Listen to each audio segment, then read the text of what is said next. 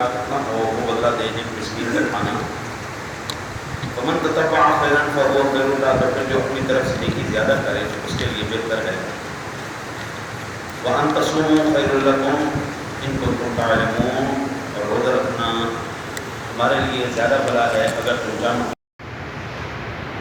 حضرت سیدنا ابو ہریرہ رضی اللہ تعالیٰ عنہ کی ذات گرامی سے روایت ہے، آپ فرماتے ہیں کہ میرے آقا نبی اکرم صلی اللہ علیہ وسلم نے ارشاد فرمایا، اذا دخل رمضان فتحت ابواب الجنہ وغلقت ابواب الجہنم وسلسلت الشیاطین.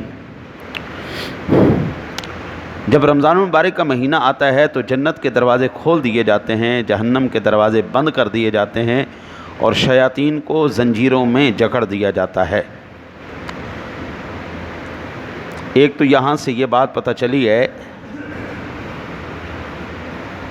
کہ یہ ایام معدودات کا لفظ کیوں ارشاد فرمایا گیا، تاکہ دلوں کے اوپر بوجھ نہ بن جائے کہ ہن پتہ نہیں روزے کنے ہون گے.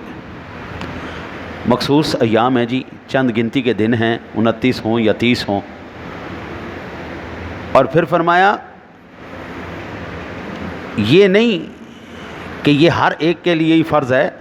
فمن کان منکم مریضا، اب اس حدیث پاک سے یہ بات پتہ چلتی ہے کہ شیطان جو دھوکہ دیتا ہے وہ تو ہو گیا بند. اب اندر جو بیٹھا ہوا شیطان ہے نا جی، اب وہ اپنی کارستانیاں دکھائے گا. کیونکہ اتنی سی ہمیں مہلت ملے نا جی، اور اتنی سی آسانی ملے. ہمارے پنجابی میں کہتے ہیں جی انگلی پھڑائیے نا تو باں پھڑ لینے اسی. اللہ اتنی سی ہمیں آسائش دینا تو ہم اس کو کھینچ کے کہیں اور لے جاتے ہیں. تب وہ شیطان تو ہو گیا بند جو وسوسے ڈالتا تھا. اب ایک اندر شیطان بیٹھا ہوا ہے، وہ جان بوجھ کے تمہیں مرض پیدا کرتا رہے گا. اللہ کہتا ہے کوئی بات نہیں، اگر کوئی مریض ہے یا سفر میں ہے. اب تو سفر بڑا آسان ہو گیا بھائی، لوگوں کے پاس گاڑیاں بھی اے سی والی ہیں، پبلک ٹرانسپورٹ بھی اے سی والی ہے. اے سی والی گاڑی میں بیٹھو، اے سی والی گاڑی میں اتر جاؤ. اب تو وہ صعوبت ہے ہی نہیں سفر کی. جو آپ گھوڑوں پہ سفر کرتے تھے، ٹانگوں پہ سفر کرتے تھے، پیدل سفر کرتے تھے. میرے شیخ طریقت حضور سیدی والد گرامی رحمۃ اللہ تعالی علیہ آپ فرماتے ہیں کہ ہم جب پڑھتے تھے، یہ سن 1934 پاکستان بننے سے پہلے کی بات ہے، تو ہم جب پڑھنے جایا کرتے تھے، ہمارا مدرسہ ہمارے گھر سے 10 میل دور تھا. پیدل چل کے جانا اور پیدل چل کے واپس آنا، صبح پڑھنے جانا، شام کو واپس آنا. اور اس دور میں جوتیاں بھی کوئی نہیں ہوتی تھی، پیروں پہ پتے باندھ کے پھر سفر کیا جاتا تھا. وہ جس کے پاس جوتی ہوتی تھی بڑا اپنے آپ کو جی. میں نے کل یہ ایک بات بیان کی تو ایک بزرگ مجھے ملے، وہ یہ ختم پہ آئے ہوئے تھے.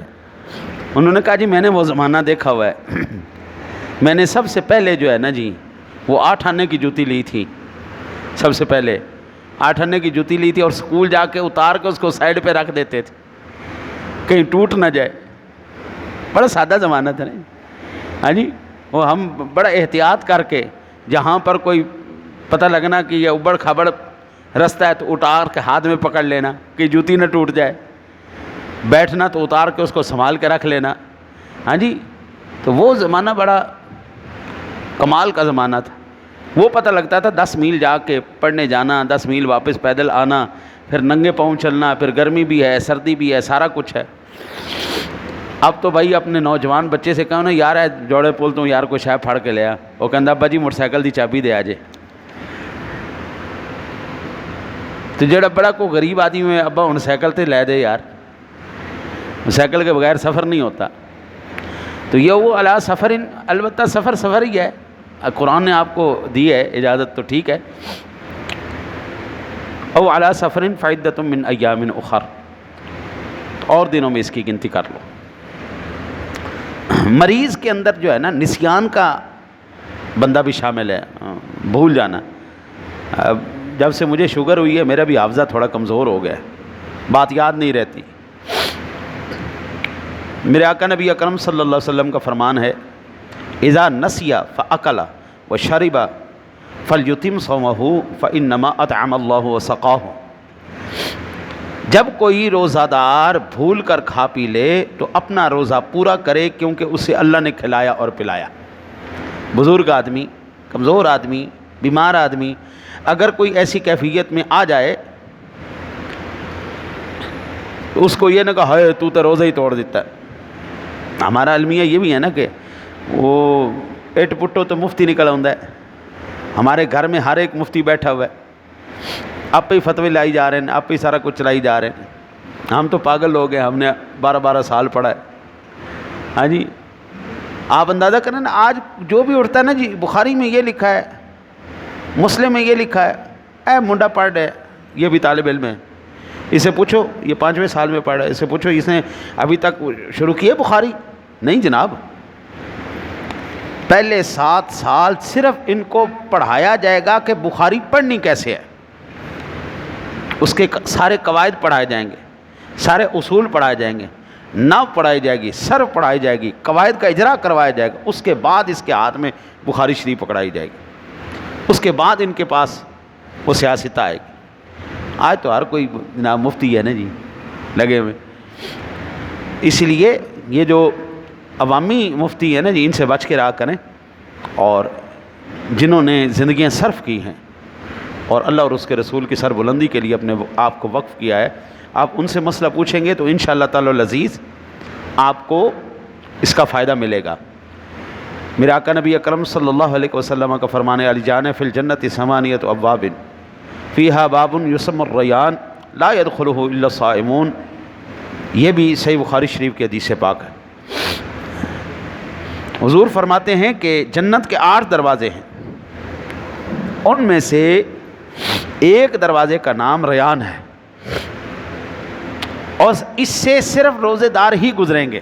پروٹوکول ہے جی ہمارے نا جی، جب جاتے ہیں نا جی ہم کسی پروگرام پہ، تو اگر وہ پروگرام بہت بڑی سطح پہ ہو، پاکستان کی سطح پہ ہو، تو وی آئی پی لوگوں کے لیے نا جی الگ گیٹ بنایا ہوتا ہے، وی آئی پی حضرات کے لیے ان کو پاس جاری کیے جاتے ہیں، الگ سے ان کے لیے گیٹ ہوتا ہے کہ آپ نے اس دروازے سے جانا ہے۔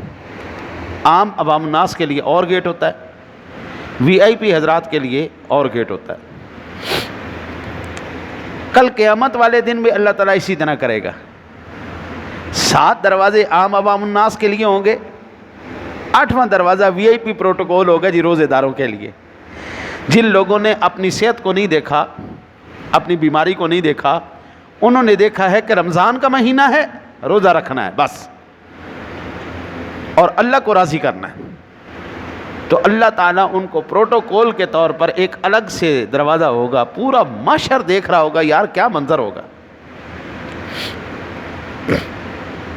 یہ کوئی معمولی بات ہے بھائی، پوری انسانیت وہاں پہ اکٹھی ہوگی، اور ساری انسانیت کے سامنے جب پروٹوکول ملے گا، کیا ہی بات ہے۔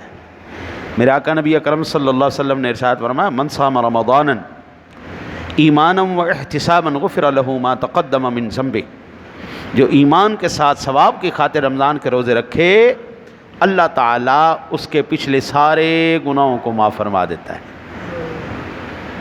بہت بڑی بہت بڑی بہت بڑی۔ پھر اللہ کہتا ہے اگر کوئی بات نہیں، بیماری ہے، سفر ہے، تو پھر اور دنوں میں رکھو۔ وعلی الذین یطیقونہ فدیۃ طعام مسکین، اور جنہیں اس کی طاقت نہ ہو وہ بدلہ دیں ایک مسکین کا کھانا۔